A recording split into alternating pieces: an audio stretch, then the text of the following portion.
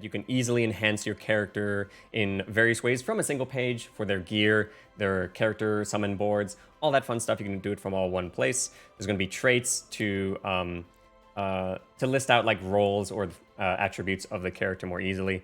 And there's also going to be an overview that lets you see all characters' enhancement progress. Some other quality depth improvements. There's going to be some changes to the map where there's going to be a drop down for the chapters in a map or in an act. It'll move the camera to that location so you don't have to scroll super far distances in really weird locations anymore. There's going to be consolidated buttons for the World of Illusions Divine and Ultimate, where if you click the button, then it'll show all the summons in that category instead of them being on a very long page everywhere. And then there'll be some increased World of Illusions Ultimate points for the character as well as the wild points. There'll be increased Moogle Pass enhancement point limits. So when you don't have any Moogle Pass, it's 5,000, but when you have the standard or the premium, currently it's 10,000, but now the standard will go up to 15,000 and the premium will go up to 30,000. And then for newer players, after clearing Act 1, Chapter 1, all current and new allies will be raised to level 70 and Crystal Strength 70, and all summons will be raised to level 20, except Spirit Moogle.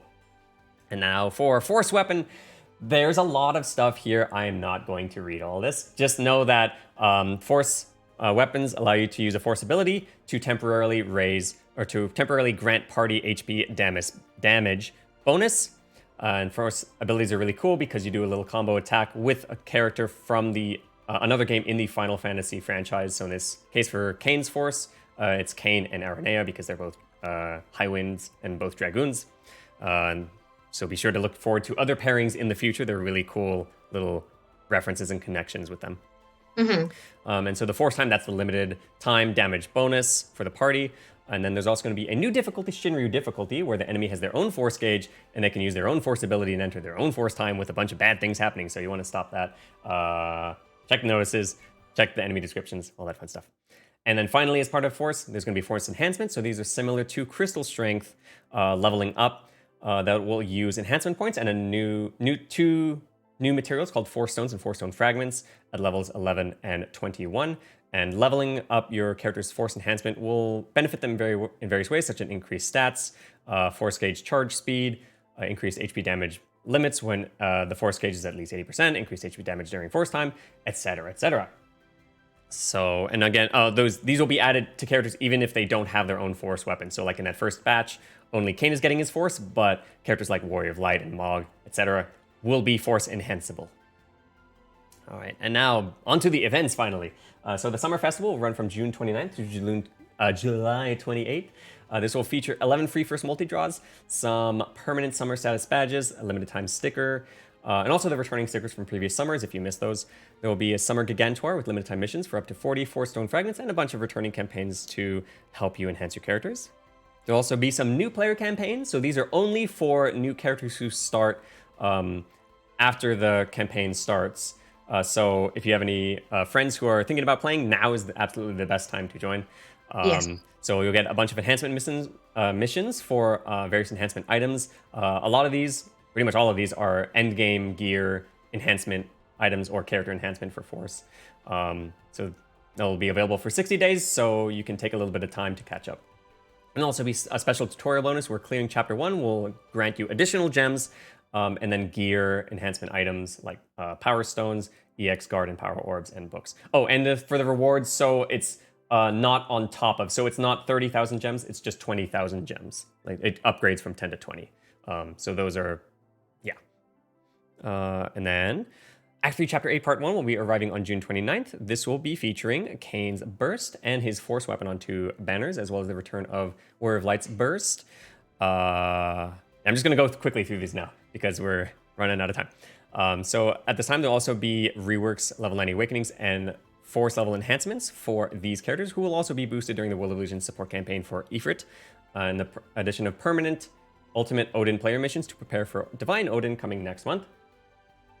There will be a summer retweet campaign to celebrate Kane's Burst and Force video. As long as we get 750 retweets on that post on Twitter, we'll get all these rewards, and most notably 4 high power stones to help you limit break your Force weapon. And then on July 4th, we're getting the Intersecting Worlds Kryl. So she'll be featured here with her new costume from her Freelancer appearance in Final Fantasy V. I didn't get it wrong. I just never said it. There'll also be a new force weapon for Kryl as well. Kane's Burst will be featured here, and there'll also be a free first multi-draw here too. And then the second part of Act 3, Chapter 8, Infinite Possibilities, will be arriving, introducing a new character, Braska, from Final Fantasy X.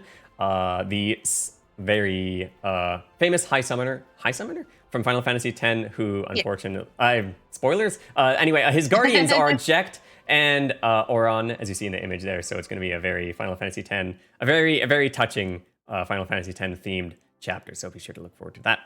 Jecht's Burst will be returning on the other banner, and Braska's Force Weapon will be on both those banners. And then on July 13th, the return of 6 Warrior Quests now permanent as Area 1. And there'll be some limited time missions and co-op until July 22nd, as well as new Force and Burst weapons for Camelot, and the returning Burst for Paladin Cecil. And there'll also be another retweet campaign celebrating Camelot's Burst and Force weapon, so be sure to retweet that video. As long as it gets 750 retweets, we'll get 4 high power stones. Oh, and also the distribution for the rewards for the 2 retweet campaigns, I believe this time they're actually going to be separated. I think last time we did it, they were split throughout the month, but let me see if I can quickly pull up when the rewards will be sent out. But I'm pretty sure, let me see. Sorry, just one moment. Okay, here we go. So the first retweet campaign will be from the 29th through the 13th, and then the rewards will be redeemable immediately afterwards. So it'll be the same for this second retweet. So July 22nd, you'll get the rewards from the second one as long as we complete the goal. It won't be sent as soon as we get the 750 retweets. It'll be sent after the conclusion of each individual campaign. Yeah. Yes. All right, and then one final slide, which is the raid event from July 22nd through August 5th. This will feature a new force weapon for Titus. It'll also have the return of his burst weapon. There'll be 2 draws, one with Camelot's burst and one with Titus's burst, but Titus's force weapon will be up on both of those, which will have a free first multi-draw. Okay.